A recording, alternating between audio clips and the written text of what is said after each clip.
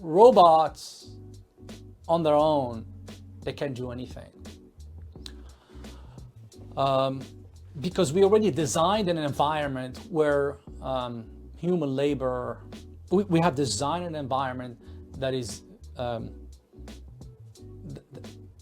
there to optimize for various activities undertaken by humans. So we have not yet thought about, environments that actually optimize for robots.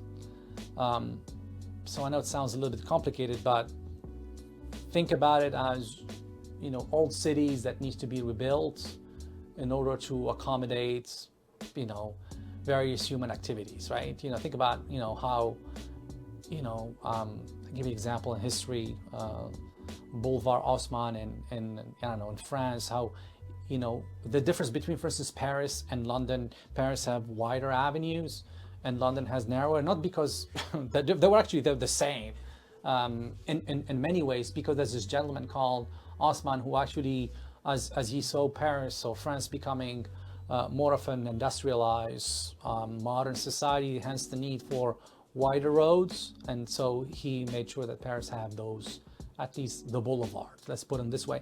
I think we have to think about it from that perspective too.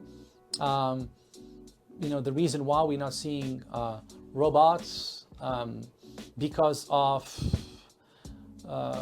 what we call environments. So there are three types of environments that really matters, right? So there's the tier one, which is a controlled environment.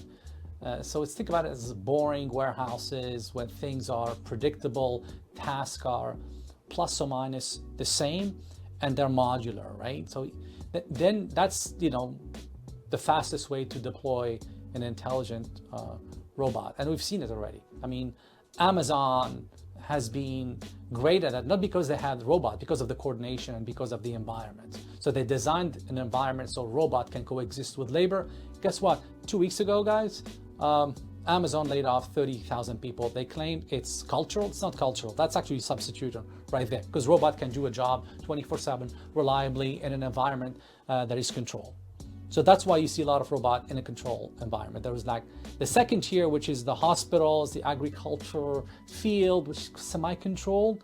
There's some level of predictability. So you could have a robot, be deployed to a certain extent, but the substitution between what a nurse, what a technician, and who the operators in these hospitals is not really straightforward because the environment is not fully controlled. And the last tier, which everybody talks about, including the folks about humanoid, which is the slowest, in my opinion, which is the least, controlled environment, because it's individualized, it's not really modular. Think about humanoids replacing us at home. I mean, homes have different designs, they're not homogeneous. You can't really scale them, right? I mean, you gotta sell household by household. There's no much orchestration, which I always said that's the biggest value that accrues, and it only accrues if you have a fleet of them at a certain scale.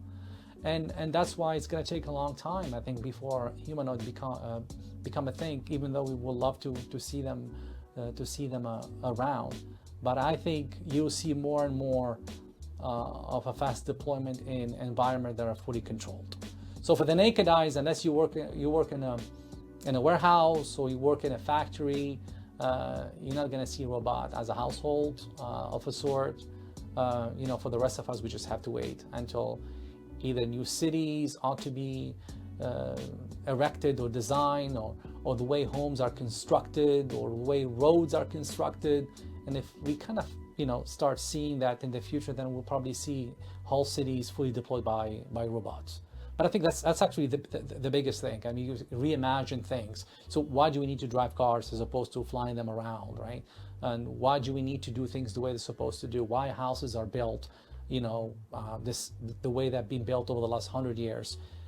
Now, if you have to think about recreating environments that are conducive for a robot, then we'll probably need to be thinking about, wow, do we need a doorman in the buildings? I live in New York, we have doormans. Sometimes to justify their existence, why can't a robot just do the job, right?